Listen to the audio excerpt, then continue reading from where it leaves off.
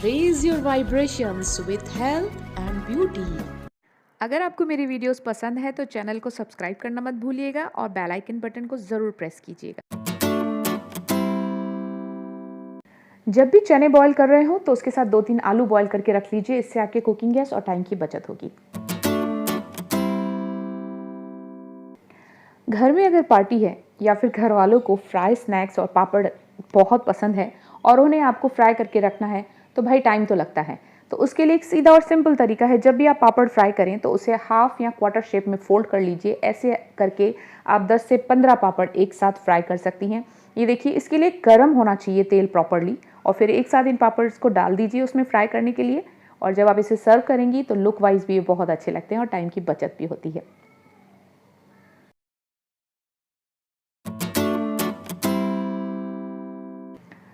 भाई ब्रेड तो हम सभी खाते हैं और लास्ट के 2-3 पीस तो हमेशा से ही हमारे घरों में बच जाते हैं।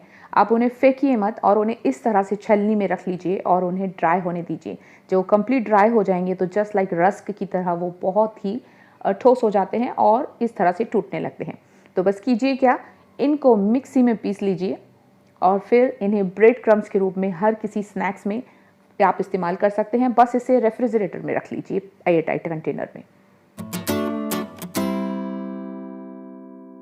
अगर आपको गार्डनिंग का शौक है तो भाई उसे इस तरह से यूज़ कीजिए ना, ताकि आपके घर में जो हरी वाली लहसुन है यानी कि ग्रीन गार्लिक कम ना पड़े और आप जब चाहें उसे अपने ही गार्डन फार्म से निकाल सकें। तो करना क्या है, उसके लिए एक कोई भी गमला ले लीजिए, उसमें थोड़ी सी मिट्टी भी डालेंगे तो चलेगा और उसमें जो हमारी ड्राई वाली लहसुन होती है, सूखी वाली लहसुन, उसे इस तरह उल्टा करके मिट्टी में दबा कर रख दीजिए और थोड़ा सा पानी स्प्रिंकल कर दीजिए।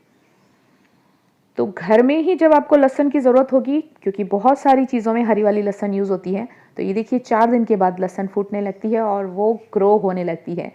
तो लिटरली ये विद इन अ वीक लहसुन ग्रो हो जाती है।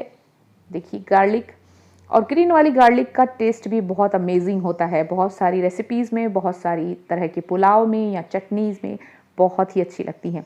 तो घर में ही उगाइए, सिर्फ विद इन अ वीक आपको आपके घर की फ्रेश और ऑर्गेनिक लहसुन मिलना शुरू हो जाएगी।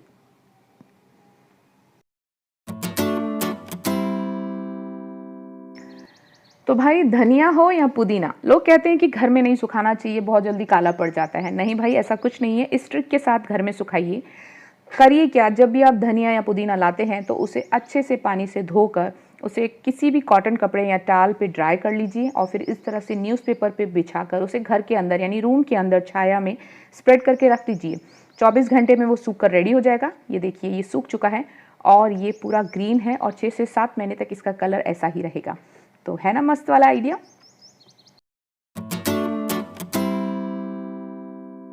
तो इस वाले ट्रिक में आपको बताती हूँ कि चने हो या मूंगफली, इनके छिलके बहुत ही जल्दी कम समय में कैसे रिमूव करें। तो उसके लिए इस तरह की कॉटन की थैली हम सबके घरों में होती ही है। खादी का कपड़ा ले लीजिए या कोई रुमाल ले लीजिए और उसमें इस तरह से चने डालकर अच्छे से मसल लीजिए और फिर कीजिए क्या, इस तरह से आपको एक छलनी लेनी है और उसमें आप सारे चने डाल दीजिए। तो भाई छिलके एक तरफ और हमारे चने एक तरफ बहुत इजीली साफ़ हो जाएंगे। और इससे आप कई बार हम चिक्की वगैरह बनाते हैं तो उसके लिए हमें जल्दी से ये काम करने पड़ते हैं, तो ये ट्रिक बहुत ही काम आता है। और इस तरह से अगर आप मूंगफली को रोस्ट कर लेते हैं तो ये देखिए, अच्छे से मूंगफली को रोस्ट कर लीजिए यानी कि पीनट्स, उन्हें भी इसी तरह थैली में डाल के अच्छे से जो है थोड़ा सा मसल लीजिए और इसी तरह छलनी में डालकर उसे छान लीजिए। तो ये बहुत ही इजी आपकी हो जाएंगे, छिलके एकदम से अलग और मूंगफली एकदम क्लीन। है ना मस्त।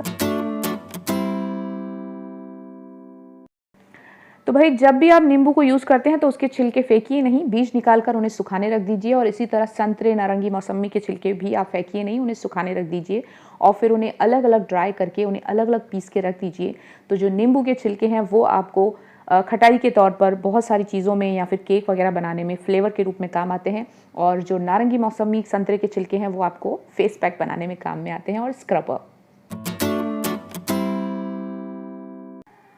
थर्मस हो या गर्म पानी करने की केटल, अगर वो अंदर से इस तरह काली पड़ रही है, जंग खा रही है, तो उसे साफ़ करने का एक बहुत ही आसान सा तरीका मैं आपको बताती हूँ। उसके लिए क्या कीजिए, 1 कप गर्म पानी लीजिए, उसमें आधा नींबू डाल दीजिए और 1 टेबलस्पून डाल दीजिए विनेगर और अब इस मिश्रण को यानी कि इस लिक्विड को डाल दीजिए जग में या फिर थर्मस अगर आप साफ़ कर रहे हैं तो उसमें। तो अगर केटल क्लीन कर रहे हैं तो उस केटल को चला दीजिए और उसे गर्म कीजिए थोड़ा सा और इस तरह से पानी निकाल कर थ्रो कर दीजिए। और ये देखिए पहले और अब की कंपेयर में काफ़ी हद तक वो साफ़ हो चुकी है। तो भाई अगर घर के चाकू, छुरी, नाइफ जो भी आप कह लीजिए, अगर उन्होंने काम करना बंद कर दिया है और वो थक चुके हैं बहुत सारा काम करके, तो उन्हें तेज़ कीजिए इस तरह से। बहुत ही आसान वाला टिप मैं आपको देती हूँ। जो चाय पीते हैं ना हम कप में बोन चाइना के, बस उसे उल्टा करके उसके ऊपर इस तरह से उसे घिसिए करीब 4 से 5 मिनट और फिर से यूज़ करके देखिए। देखिए क्या मस्त सी धार आ गई है और फिर से आपके पुराने चाकू नए की तरह काम करने लगेंगे।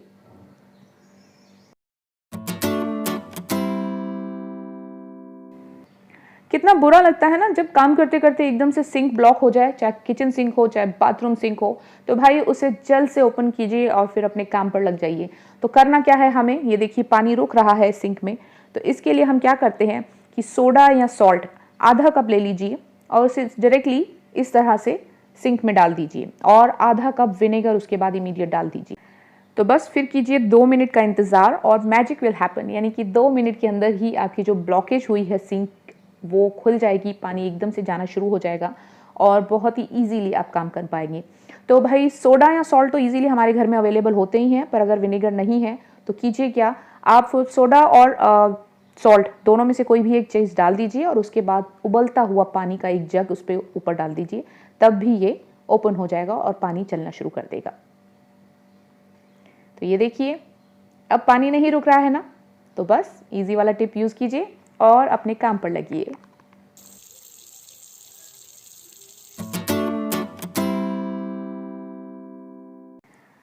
तो हमारे घरों में ये छोटे से होम अप्लायंसेस बहुत यूज़ होते हैं, चाहे मिक्सर ग्राइंडर हो, चाहे सैंडविच या टोस्टर मेकर हो, चाहे चपाती मेकर। इस तरह से बहुत सारे होम अप्लायंसेस होते हैं हमारे घरों में। उन्हें आसानी से कैसे साफ़ किया जाए जिससे हमारे हाथों को भी नुकसान ना हो और झटपट से साफ़ भी हो जाए। तो उसके लिए घर में ही टूथपेस्ट हमारी पड़ी होती है, बस उसे यूज़ कीजिए और एक पुराना सा ब्रश लीजिए, इस तरह से उसे चारों तरफ से स्प्रेड कीजिए। देखिए पूरी तरह से इसे, और इनके जो स्पेशली वायर होते हैं ना, जो इनके सॉकेट्स प्लग्स होते हैं, उनको भी आप इस तरीके से साफ़ कर सकती हैं। बस थोड़ा सा ध्यान रखने की ज़रूरत है कि उन्हें गीला ना छोड़े।